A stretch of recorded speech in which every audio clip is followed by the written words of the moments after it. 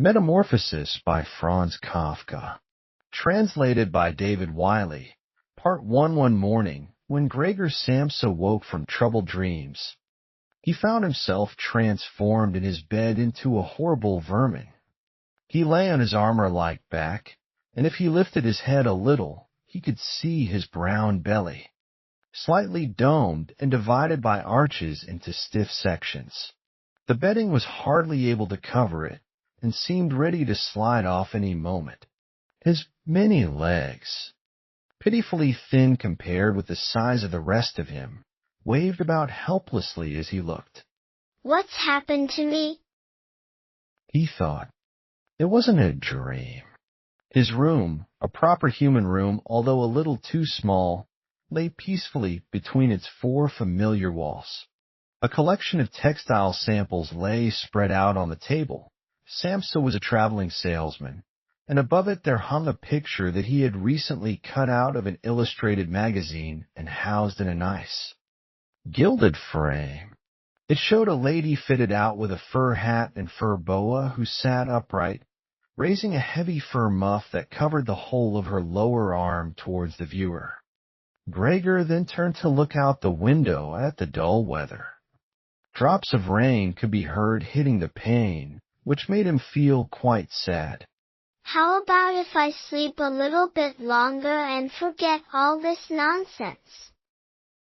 he thought, but that was something he was unable to do, because he was used to sleeping on his right, and in his present state couldn't get into that position. However hard he threw himself onto his right, he always rolled back to where he was. He must have tried it 100 times, shut his eyes so that he wouldn't have to look at the floundering legs, and only stopped when he began to feel a mild, dull pain there that he had never felt before. "Oh, God," he thought. "what a strenuous career it is that I've chosen. Traveling day in and day out. Doing business like this takes much more effort than doing your own business at home. And on top of that there's the curse of traveling, worries about making train connections, bad and irregular food. Contact with different people all the time so that you can never get to know anyone or become friendly with them. It can all go to hell." He felt a slight itch up on his belly, pushed himself slowly up on his back towards the headboard so that he could lift his head better, found where the itch was, and saw that it was covered with lots of little white spots which he didn't know what to make of. And when he tried to feel the place with one of his legs, he drew it quickly back because as soon as he touched it, he was overcome by a cold shudder. He slid back into his former position. "Getting up early all the time," he thought. "It makes you stupid. You've got to get enough sleep." Other traveling salesmen live a life of luxury. For instance, whenever I go back to the guest house during the morning to copy out the contract, these gentlemen are always still sitting there eating their breakfasts. I ought to just try that with my boss. I'd get kicked out on the spot. But who knows? Maybe that would be the best thing for me.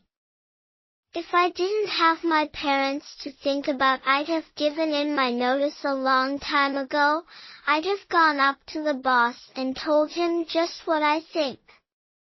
Tell him everything I would, let him know just what I feel. He'd fall right off his desk. And it's a funny sort of business to be sitting up there at your desk, talking down at your subordinates from up there, especially when you have to go right up close because the boss is hard of hearing. Well, there's still some hope. Once I've got the money together to pay off my parents' debt to him, another 5 or 6 years I suppose, that's definitely what I'll do. That's when I'll make the big change. First of all though, I've got to get up. My train leaves at 5. And he looked over at the alarm clock, ticking on the chest of drawers. God in heaven, He thought. It was 6:30, and the hands were quietly moving forwards. It was even later than 6:30, more like 7:15. Had the alarm clock not rung?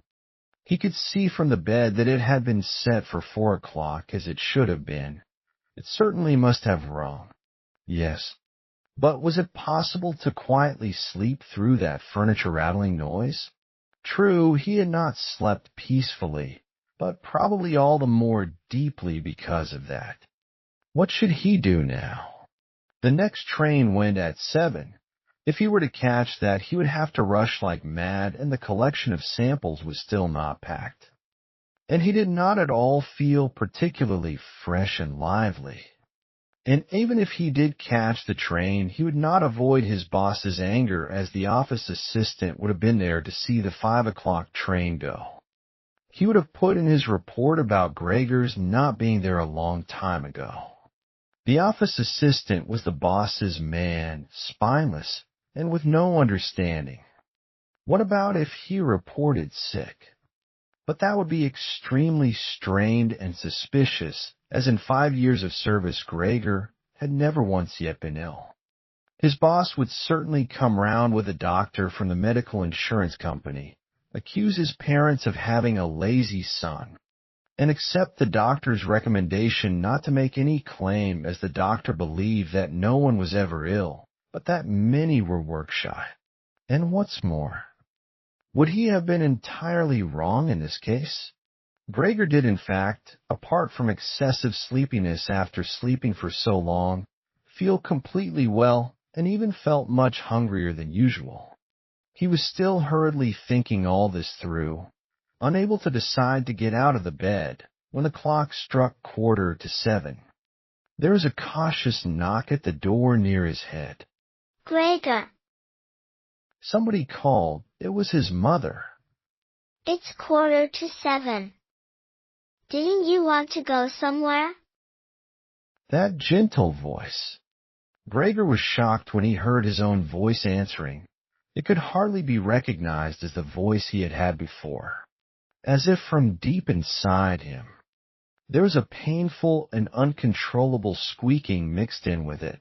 The words could be made out at first, but then there was a sort of echo which made them unclear, leaving the hearer unsure whether he had heard properly or not.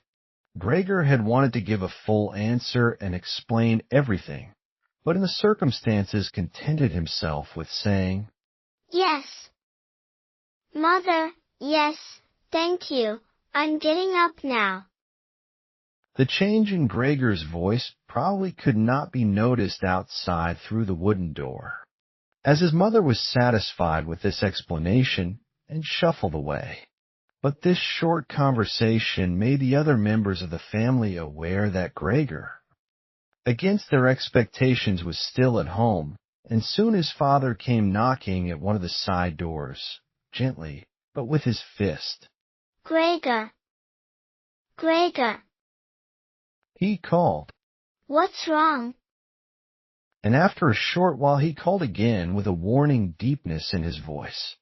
Gregor. Gregor. At the other side door his sister came plaintively. Gregor? Aren't you well?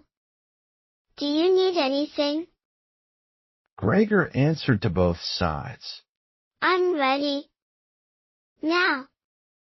Making an effort to remove all the strangeness from his voice by enunciating very carefully and putting long pauses between each individual word. His father went back to his breakfast, but his sister whispered, Gregor, open the door, I beg of you. Gregor, however, had no thought of opening the door, and instead congratulated himself for his cautious habit, acquired from his traveling, of locking all doors at night, even when he was at home. The first thing he wanted to do was to get up in peace without being disturbed, to get dressed, and most of all to have his breakfast.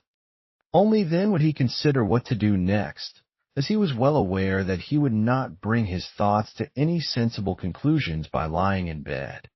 He remembered that he had often felt a slight pain in bed, perhaps caused by lying awkwardly, but that had always turned out to be pure imagination, and he wondered how his imaginings would slowly resolve themselves today. He did not have the slightest doubt that the change in his voice was nothing more than the first sign of a serious cold, which was an occupational hazard for traveling salesmen. It was a simple matter to throw off the covers. He only had to blow himself up a little, and they fell off by themselves. But it became difficult after that, especially as he was so exceptionally broad. He would have used his arms and his hands to push himself up, but instead of them, he only had all those little legs continuously moving in different directions, and which he was moreover unable to control. If he wanted to bend one of them, then that was the first one that would stretch itself out, and if he finally managed to do what he wanted with that leg, all the others seemed to be set free and would move about painfully. This is something that can't be done in bed, Gregor said to himself. So don't keep trying to do it. The first thing he wanted to do was get the lower part of his body out of the bed, but he had never seen this lower part and could not imagine what it looked like. It turned out to be too hard to move. It went so slowly, and finally almost in a frenzy. When he carelessly shoved himself forwards with all the force he could gather, he chose the wrong direction, hit hard against the lower bedpost, and learned from the burning pain he felt that the lower part of his body might well, at present, be the most sensitive. So then he tried to get the top part of his body out of the bed first, carefully turning his head to the side. This he managed quite easily, and despite its breadth and its weight, the bulk of his body eventually followed slowly in the direction of the head. But when he had at last got his head out of the bed and into the fresh air, it occurred to him that if he let himself fall, it would be a miracle if his head were not injured. So he became afraid to carry on pushing himself forward the same way. And he could not knock himself out now at any price. Better to stay in bed than lose consciousness. It took just as much effort to get back to where he had been earlier, but when he lay there sighing, and was once more watching his legs as they struggled against each other even harder than before, if that was possible, he could think of no way of bringing peace and order to this chaos. He told himself once more that it was not possible for him to stay in bed, and that the most sensible thing to do would be to get free of it in whatever way he could at whatever sacrifice. At the same time, though, he did not forget to remind himself that calm consideration was much better than rushing to desperate conclusions. At times like this, he would direct his eyes to the window and look out as clearly as he could, but unfortunately, even the other side of the narrow street was enveloped in morning fog, and the view had little confidence or cheer to offer him. 7 o'clock, already, He said to himself when the clock struck again. 7 o'clock, and there's still a fog like this. And he lay there quietly a while longer, breathing lightly as if he perhaps expected the total stillness to bring things back to their real and natural state. But then he said to himself, Before it strikes 7:15, I'll definitely have to have got properly out of bed. And by then somebody will have come round from work to ask what's happened to me as well, as they open up at work before 7 o'clock. And so he set himself to the task of swinging the entire length of his body out of the bed all at the same time. If he succeeded in falling out of bed in this way, and kept his head raised as he did, so he could probably avoid injuring it. His back seemed to be quite hard, and probably nothing would happen to it falling onto the carpet. His main concern was for the loud noise he was bound to make, and which even through all the doors would probably raise concern if not alarm. But it was something that had to be risked. When Gregor was already sticking halfway out of the bed, the new method was more of a game than an effort. All he had to do was rock back and forth. It occurred to him how simple everything would be if somebody came to help him. Two strong people, he had his father and the maid in mind, would have been more than enough. They would only have to push their arms under the dome of his back, peel him away from the bed, bend down with the load, and then be patient and careful as he swung over onto the floor, where hopefully the little legs would find a use. Should he really call for help, though, even apart from the fact that all the doors were locked?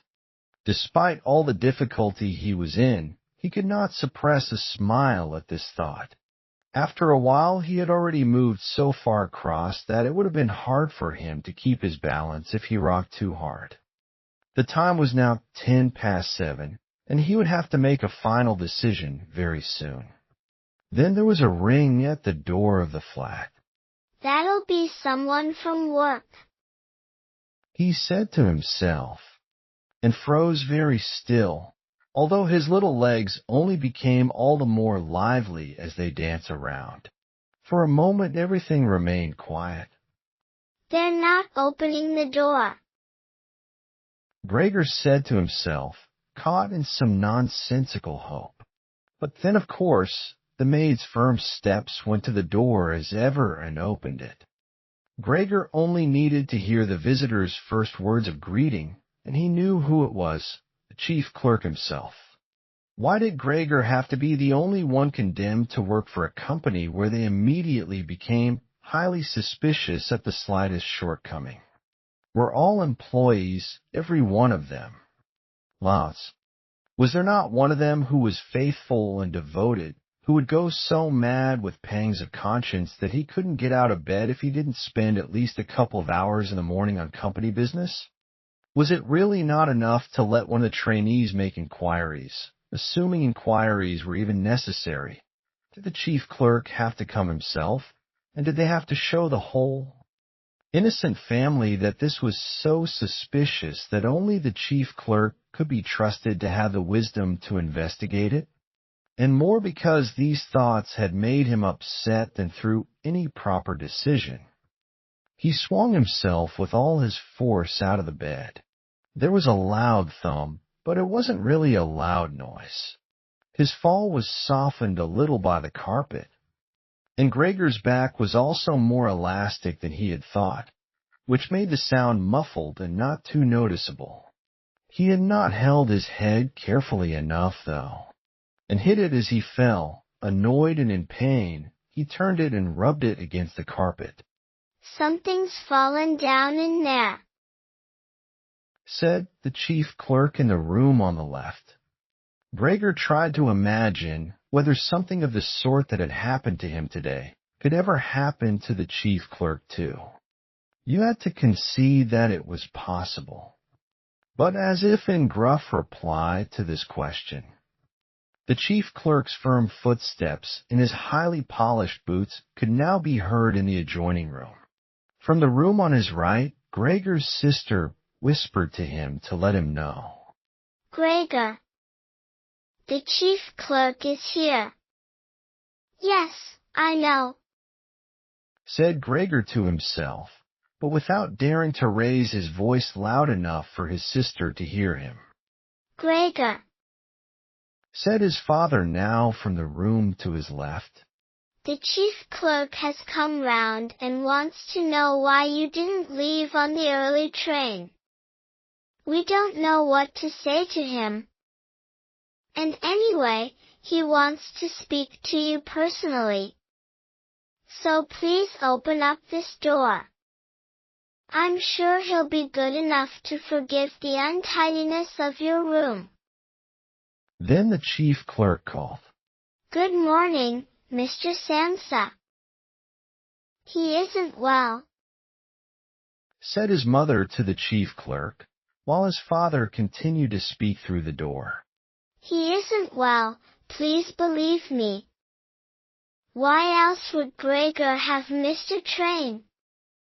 The lad only ever thinks about the business.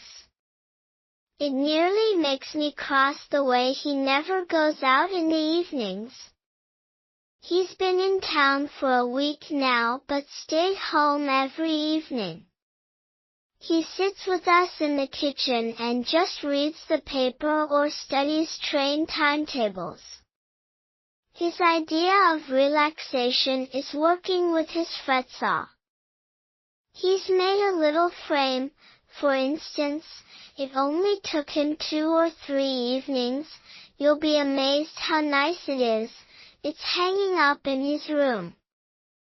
You'll see it as soon as Gregor opens the door. Anyway, I'm glad you're here. We wouldn't have been able to get Gregor to open the door by ourselves. He's so stubborn, and I'm sure he isn't well. He said this morning that he is, but he isn't. I'll be there in a moment, said Gregor slowly and thoughtfully, but without moving so that he would not miss any word of the conversation. Well, I can't think of any other way of explaining it, Mrs. Samsa, said the chief clerk. I hope it's nothing serious. But on the other hand, I must say that if we people in commerce ever become slightly unwell, then, fortunately or unfortunately as you like, we simply have to overcome it because of business considerations. Can the chief clerk come in to see you now then? Asked his father impatiently, knocking at the door again. No, said Gregor. In the room on his right there followed a painful silence. In the room on his left his sister began to cry. So why did his sister not go and join the others? She had probably only just got up and had not even begun to get dressed. And why was she crying? Was it because he had not got up and had not let the chief clerk in because he was in danger of losing his job, and if that happened his boss would once more pursue their parents with the same demands as before? There was no need to worry about things like that yet. Gregor was still there, and had not the slightest intention of abandoning his family. For the time being, he just lay there on the carpet. And no one who knew the condition he was in would seriously have expected him to let the chief clerk in. It was only a minor discourtesy, and a suitable excuse could easily be found for it later on. It was not something for which Gregor could be sacked on the spot. And it seemed to Gregor much more sensible to leave him now in peace instead of disturbing him with talking at him and crying. But the others didn't know what was happening. They were worried. That would excuse their behavior. The chief clerk now raised his voice. Mr. Samsa, He called to him. What is wrong? You barricade yourself in your room. Give us no more than yes or no for an answer. You are causing serious and unnecessary concern to your parents, and you fail, and I mention this just by the way, you fail to carry out your business duties in a way that is quite unheard of. I'm speaking here on behalf of your parents and of your employer, and really must request a clear and immediate explanation. I am astonished, quite astonished. I thought I knew you as a calm and sensible person, and now you suddenly seem to be showing off with peculiar whims. This morning, your employer did suggest a possible reason for your failure to appear. It's true, it had to do with the money that was recently entrusted to you, but I came near to giving him my word of honor that that could not be the right explanation.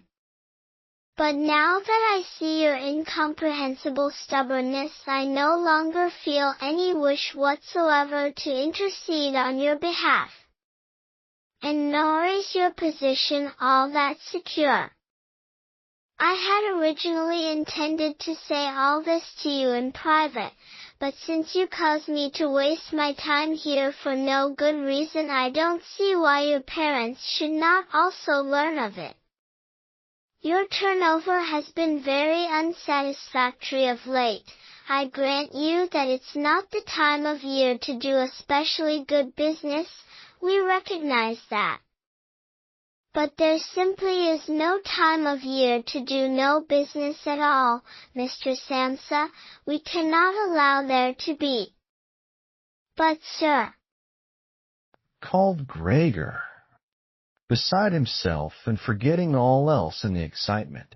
I'll open up immediately, just a moment. I'm slightly unwell, an attack of dizziness, I haven't been able to get up. I'm still in bed now. I'm quite fresh again now, though. I'm just getting out of bed. Just a moment. Be patient. It's not quite as easy as I thought.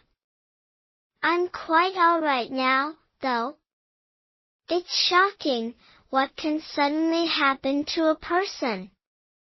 I was quite all right last night. My parents know about it, perhaps better than me. I had a small symptom of it last night already. They must have noticed it. I don't know why I didn't let you know at work. But you always think you can get over an illness without staying at home. Please, don't make my parents suffer. There's no basis for any of the accusations you're making. Nobody's ever said a word to me about any of these things. Maybe you haven't read the latest contracts I sent in. I'll set off with the 8 o'clock train, as well. These few hours of rest have given me strength. You don't need to wait, sir. I'll be in the office soon after you, and please be so good as to tell that to the boss and recommend me to him. And while Gregor gushed out these words, hardly knowing what he was saying, he made his way over to the chest of drawers. This was easily done, probably because of the practice he had already had in bed, where he now tried to get himself upright. He really did want to open the door. Really did want to let them see him and to speak with the chief clerk. The others were being so insistent, and he was curious to learn what they would say when they caught sight of him.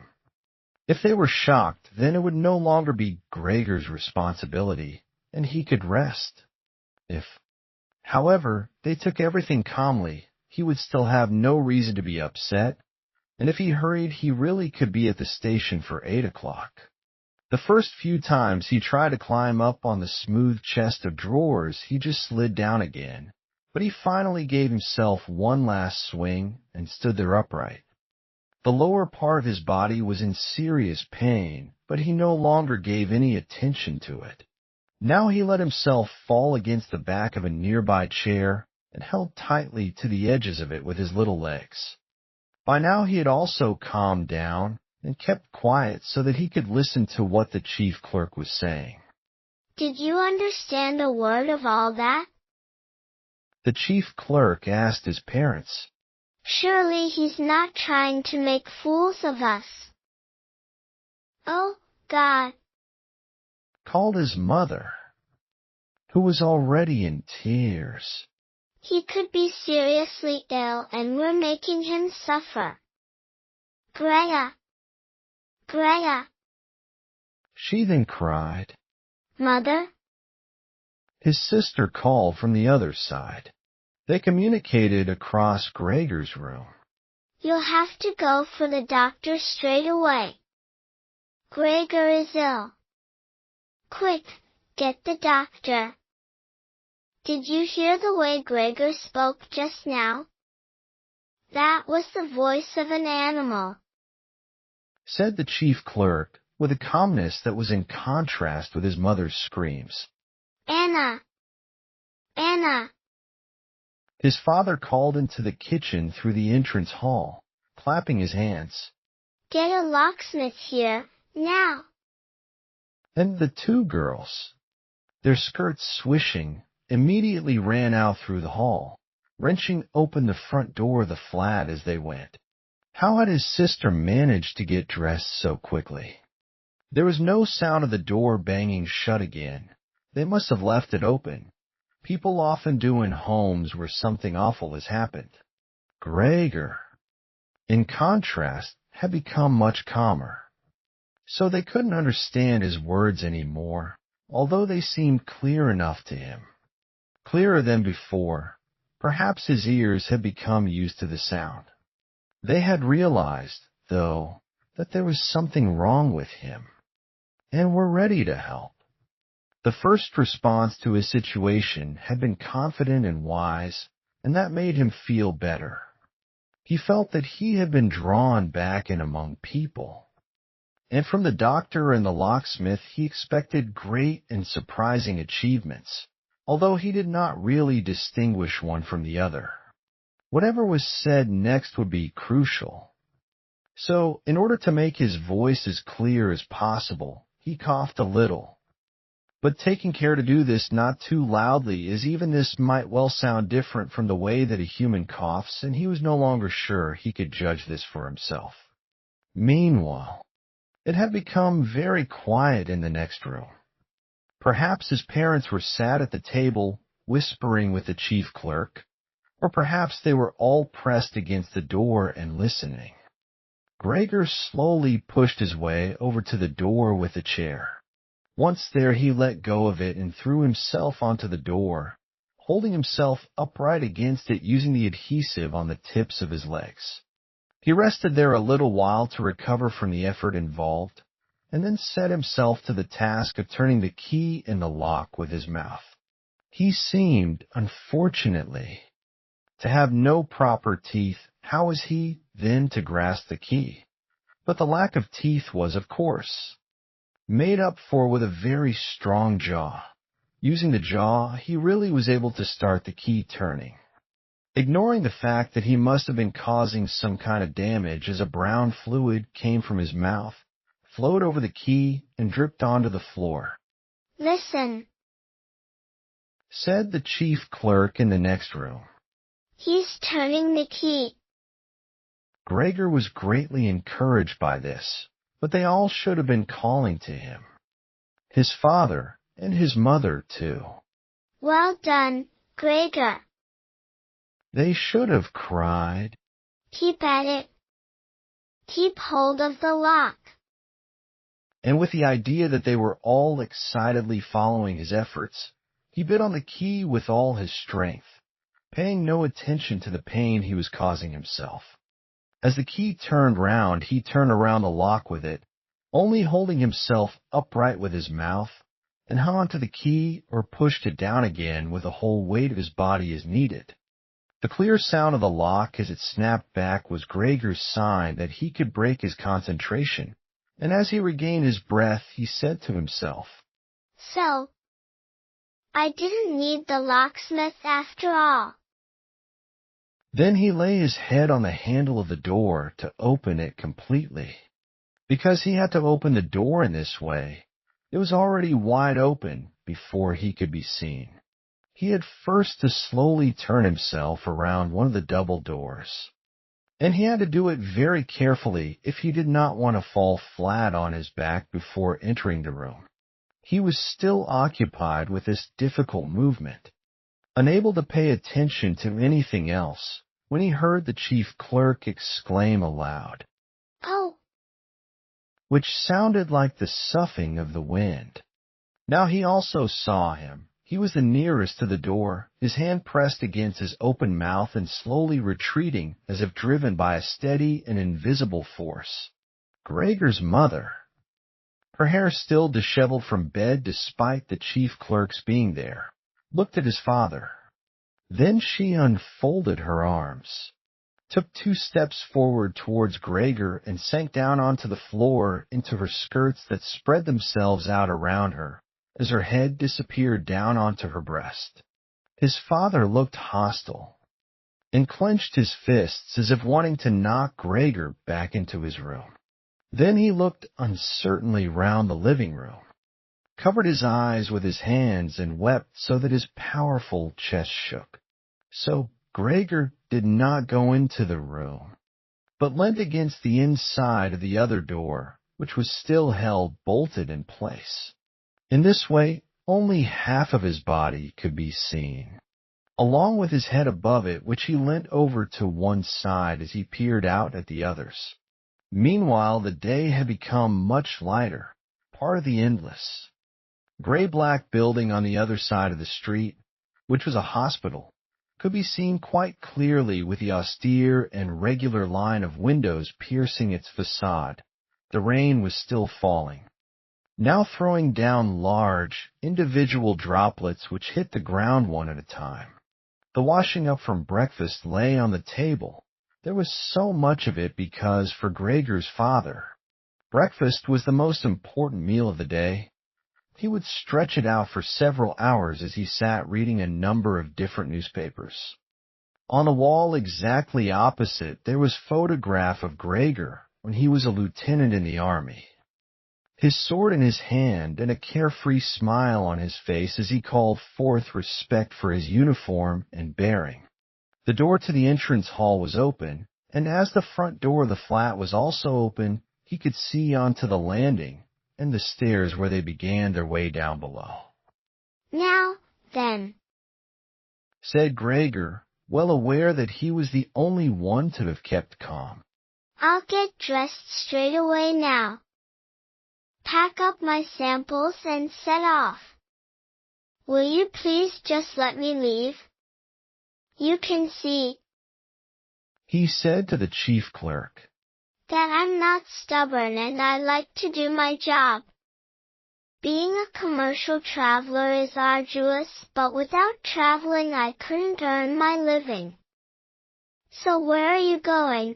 Into the office?" "Yes." "Will you report everything accurately, then? It's quite possible for someone to be temporarily unable to work. But that's just the right time to remember what's been achieved in the past and consider that later on, once the difficulty has been removed, he will certainly work with all the more diligence and concentration. You're well aware that I'm seriously in debt to our employer as well as having to look after my parents and my sister. So that I'm trapped in a difficult situation, but I will work my way out of it again. Please don't make things any harder for me than they are already. And don't take sides against me at the office. I know that nobody likes the travelers. They think we earn an enormous wage as well as having a soft time of it. That's just prejudice, but they have no particular reason to think better of it.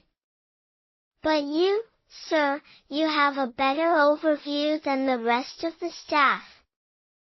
In fact, if I can say this in confidence, a better overview than the boss himself. It's very easy for a businessman like him to make mistakes about his employees and judge them more harshly than he should. And you're also well aware that we travelers spend almost the whole year away from the office, so that we can very easily fall victim to gossip and chance and groundless complaints. And it's almost impossible to defend yourself from that sort of thing. We don't usually even hear about them, or if at all it's when we arrive back home exhausted from a trip. And that's when we feel the harmful effects of what's been going on without even knowing what caused them. Please, don't go away. At least first say something to show that you grant that I'm at least partly right."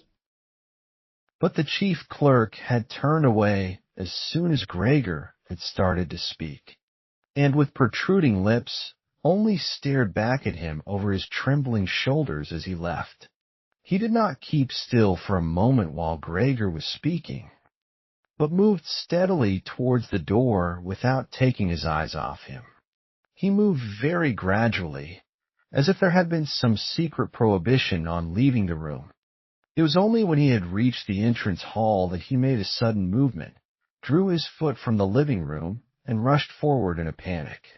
In the hall, he stretched his right hand far out towards the stairway as if out there was some supernatural force waiting to save him. Gregor realized that it was out of the question to let the chief clerk go away in this mood if his position in the firm was not to be put into extreme danger. That was something his parents did not understand very well. Over the years, they had become convinced that this job would provide for Gregor for his entire life, and besides, they had so much to worry about at present that they had lost sight of any thought for the future. Gregor, though, did think about the future. The chief clerk had to be held back, calmed down, convinced, and finally won over. The future of Gregor and his family depended on it. If only his sister were here. She was clever. She was already in tears while Gregor was still lying peacefully on his back. And the chief clerk was a lover of women. Surely she could persuade him. She would close the front door in the entrance hall and talk him out of his shocked state. But his sister was not there. Gregor would have to do the job himself. And without considering that he still was not familiar with how well he could move about in his present state, or that his speech still might not, or probably would not be understood, he let go of the door, pushed himself through the opening, tried to reach the chief clerk on the landing who, ridiculously, was holding on to the banister with both hands, but Gregor fell immediately over and, with a little scream as he sought something to hold on to, landed on his numerous little legs. Hardly had that happened than, for the first time that day, he began to feel all right with his body. The little legs had the solid ground under them. To his pleasure, they did exactly as he told them. They were even making the effort to carry him where he wanted to go.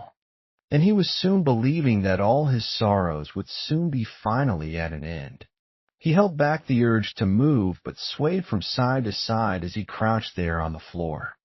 His mother was not far away in front of him and seemed, at first, quite engrossed in herself. But then she suddenly jumped up with her arms outstretched and her fingers spread, shouting, "Help, for pity's sake! Help!" The way she held her head suggested she wanted to see Gregor better, but the unthinking way she was hurrying backwards showed that she did not. She had forgotten that the table was behind her with all the breakfast things on it. When she reached the table, she sat quickly down on it without knowing what she was doing, without even seeming to notice that the coffee pot had been knocked over and a gush of coffee was pouring down onto the carpet. "Mother, Mother," said Gregor gently, looking up at her. He had completely forgotten the chief clerk for the moment, but could not help himself snapping in the air with his jaws at the sight of the flow of coffee. That set his mother screaming anew. She fled from the table and into the arms of his father as he rushed towards her. Gregor, though, had no time to spare for his parents now. The chief clerk had already reached the stairs. With his chin on the banister, he looked back for the last time. Gregor made a run for him. He wanted to be sure of reaching him. The chief clerk must have expected something, as he leapt down several steps at once and disappeared, his shouts resounding all around the staircase. The flight of the chief clerk seemed, unfortunately, to put Gregor's father into a panic as well. Until then, he had been relatively self-controlled. But now, instead of running after the chief clerk himself, or at least not impeding Gregor as he ran after him, Gregor's father seized the chief clerk's stick in his right hand. The chief clerk had left it behind on a chair, along with his hat and overcoat, picked up a large newspaper from the table with his left, and used them to drive Gregor back into his room, stamping his foot at him as he went. Gregor's appeals to his father were of no help. His appeals were simply not understood. However much he humbly turned his head, his father merely stamped his foot all the harder. Across the room, despite the chilly weather, Gregor's mother had pulled open a window, leant far out of it, and pressed her hands to her face. A strong draft of air flew in from the street towards the stairway. The curtains flew up, the newspapers on the table fluttered, and some of them were blown onto the floor. Nothing would stop Gregor's father as he drove him back, making hissing noises at him like a wild man. Gregor had never had any practice in moving backwards and was only able to go very slowly. If Gregor had only been allowed to turn round, he would have been back in his room straight away. But he was afraid that if he took the time to do that, his father would become impatient. And there was the threat of a lethal blow to his back or head from the stick in his father's hand any moment. Eventually, though, Gregor realized that he had no choice as he saw, to his disgust, that he was quite incapable of going backwards in a straight line. So he began, as quickly as possible and with frequent anxious glances at his father, to turn himself round. It went very slowly, but perhaps his father was able to see his good intentions as he did nothing to hinder him. In fact, now and then he used the tip of his stick to give directions from a distance as to which way to turn. If only his father would stop that unbearable hissing. It was making Gregor quite confused. When he had nearly finished turning round, still listening to that hissing, he made a mistake and turned himself back a little the way he had just come. He was pleased when he finally had his head in front of the doorway, but then saw that it was too narrow, and his body was too broad to get through it without further difficulty. In his present mood, it obviously did not occur to his father to open the other of the double doors so that Gregor would have enough space to get through. He was merely fixed on the idea that Gregor should be got back into his room as quickly as possible. Nor would he ever have allowed Gregor the time to get himself upright as preparation for getting through the doorway. What he did, making more noise than ever, was to drive Gregor forwards all the harder as if there had been nothing in the way. It sounded to Gregor as if there was now more than one father behind him. It was not a pleasant experience, and Gregor pushed himself into the doorway without regard for what might happen. One side of his body lifted itself. He lay at an angle in the doorway. One flank scraped on the white door and was painfully injured, leaving vile brown flecks on it. Soon he was stuck fast and would not have been able to move at all by himself. The little legs along one side hung quivering in the air, while those on the other side were pressed painfully against the ground. Then his father gave him a hefty shove from behind, which released him from where he was held and sent him flying and heavily bleeding deep into his room. The door was slammed shut with a stick. Then, finally, all was quiet.